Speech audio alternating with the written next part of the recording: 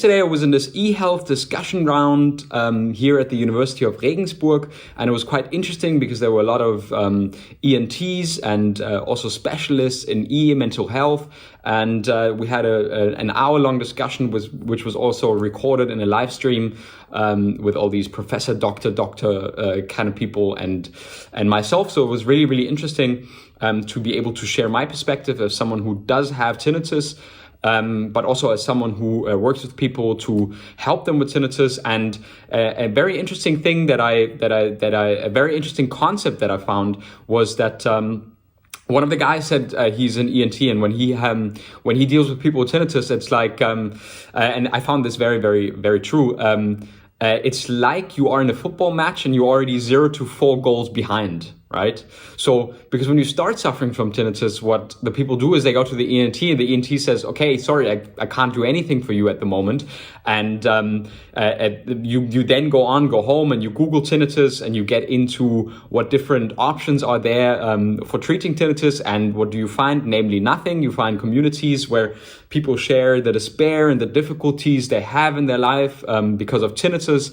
And it's very understandable, of course, that you can get very frustrated very quickly, and that tinnitus causes a major impact in your life. But so halftime, you're losing 0-4 goals behind, and for example, me or people who work with people who do have tinnitus, we try to tell you how to set up your team, right? So the team of individual things that can help you, like cognitive behavioral therapy tools, acceptance and commitment therapy tools, getting into the right mindset with your tinnitus, maybe using masking options in some cases for tinnitus, right? And all of these little helpers that in the end compile your team that helps you in the best way and that make it possible for you to really design and build the outcome-based measures that will help you with your tinnitus no matter what stage you're in, right? So what we want to do is we want to give you the right tactics. We want to coach you in the right way to tell you, look, if you are weak in defense, then if you're weak in defense translated to tinnitus, for example, you have problems to calm yourself down when you tune into tinnitus again, and you just give into, and you cannot defend yourself from the thought is like, okay, my tinnitus is destroying my life. Yeah. So how can we strengthen that defense? Right? So how can we, for example, use tools of cognitive behavior therapy to say like, okay, you have to reinforce the fact that when you tune into tinnitus and you get into the thought and the thought is threatening to take you away and you get carried away and you might start having an anxiety attack, how do you deal with that? How do you reinforce your defense? But we want to talk also about the different stages you could be in. So if you are relatively new to tinnitus, and then the coaching might look different than from when you've had tinnitus for a couple of months and you have some difficulties of putting the concepts into practice, or you are in a very difficult period already a few months in. And it's also going to look different in the third stage, which is when you've had tinnitus for a few years already, but you do have the difficulty of changing your behavior, and you're going in and out of difficult episodes of tinnitus that maybe cause sleeplessness, maybe cause being disturbed or disrupted doing your daily focus work.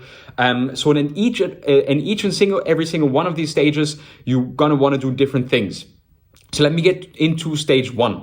So if you just recently had tinnitus, it's vitally important to go with the educational part, right? So that's why also in the course that I'm teaching, the introduction to tinnitus. So an introduction to tinnitus and to really know how tinnitus works, that nothing is really wrong with your brain. And this was very interesting in the podcast episode with Sarah Michiels, that she talks about how nothing really is wrong with your brain or with your ears, because of having tinnitus, and that many people do have tinnitus and maybe they don't perceive it.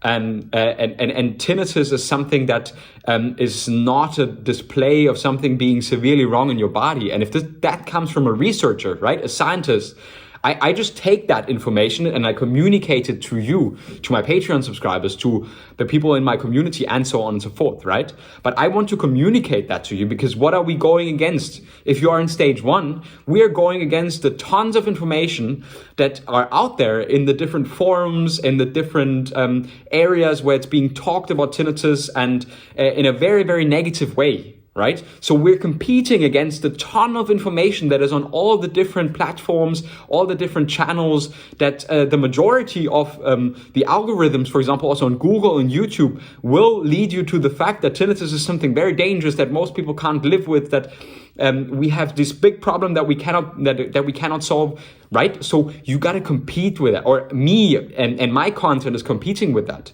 So when you are in the first stage, it's vitally important that you get the right kind of information. Yeah, that you have a positive reinforcement that rather than negative reinforcement. You have positive reinforcement that says, okay, here's what we're going to do. This is how we're going to set your defense, your midfield, and your attacking part of the team up in order to make a holistic chance and creating a realistic chance that you can decouple and uncouple your reactions from tinnitus, right? So that is when you are first suffering from tinnitus. So really starting to understand what tinnitus is and also what it isn't, right? If you had tinnitus for a while, and this is the second group of people that I want to speak to today within the tinnitus journey. If you've had tinnitus for a while and you're struggling with it, maybe for a few months, then the cognitive behavioral therapy tools, they might be very, very important for you in order to really understand the behavior again, right? Yesterday, we talked a lot about understanding that it is actually the behavior that keeps the struggle alive. And it's your behavior, the habitual behavior, that creates the thoughts and the pushing and pulling with tinnitus. And it's not, most often, not the tinnitus itself that causes all the that causes all the negativity, but it is the behavior, that the way you react to tinnitus. So, and using these tools of cognitive behavioral therapy, and I've talked about this extensively before, saying like, okay, I'm doing the evaluation. I'm doing day 1, day 2, day 3, day 4, day 5. And after 6 or 7 days of evaluation, I'm like, okay, in the morning, I think about it this way. In the afternoon, I think about it this way as well. And in the evening, I think about it this way as well. And then after a week, you're like, why am I always thinking about it in this way? Why do I always believe that this kind of thing that I think about my tinnitus is true? When I realize that in the end, it's a habitual pattern of behavior that makes me feel in a certain way, that makes it very difficult for me to deal with my tinnitus, to be with it, to acknowledge the fact that, well, it is there, but it doesn't have to be anything else than being there. Right? So if you are in the second part of the journey, so if you had tinnitus for a few months and it's very difficult and you kind of are stuck about the way you feel and think and perceive tinnitus, then I really encourage you to watch the video on CBT again to really get into evaluating your tinnitus, because it's so important, that not for tracking changes in intensity to say like, oh, today it's really loud or today it's really quiet. And that's an additional behavior, an additional part that helps you maybe to identify certain triggers of your tinnitus. And if you want to, you can, sort of maybe for some people that works, to have some sort of controlling mechanism over your tinnitus. But much more important, to evaluate the behavior and the way tinnitus makes you feel in these instances. And then to start decoupling the way you feel and act throughout the day in response to your tinnitus. And if you had tinnitus for a long time and you're on and off struggling with it, maybe in a more stressful period, for example, not getting enough sleep sometimes, or you're having a few good months, and then a stressful period in your job is coming up, or something's happening in your family, and you have some difficulties there, then of course it's very, very important that you get into the acceptance and commitment part again. Because truly accepting means not continuing to look out for tinnitus and what the current state of tinnitus is like for you, all right? True acceptance is also neither positive nor negative. True acceptance means that you allow any and all feelings that are arising in relation to your tinnitus to be just as they are, and to recognize them, just as they are, in a space of calm, right? In meditation, they always say, like, you let your thoughts pass like clouds in the wind, right? And the same kind of thing you can achieve for your tinnitus. The thoughts that are quite dark clouds and quite difficult to deal with, right, in relation with your tinnitus, they too can pass, but you have to allow them to pass, right? Instead of holding on to them and struggling with them, you have to allow them to move on. So if you're actively, after a few months, or you maybe are past the behavior and you have identified your behavior, I want you to get into the acceptance and commitment part of the Patreon videos, and also onto the mindset video that we recorded a few weeks ago, because it's fundamentally important that you understand that the more you still look at, is my tinnitus still there? Is my reactivity towards my tinnitus still there? How do I behave towards it? Right? If that in itself becomes something you do, then you continue to be stuck as well, because you precisely do have to do one thing.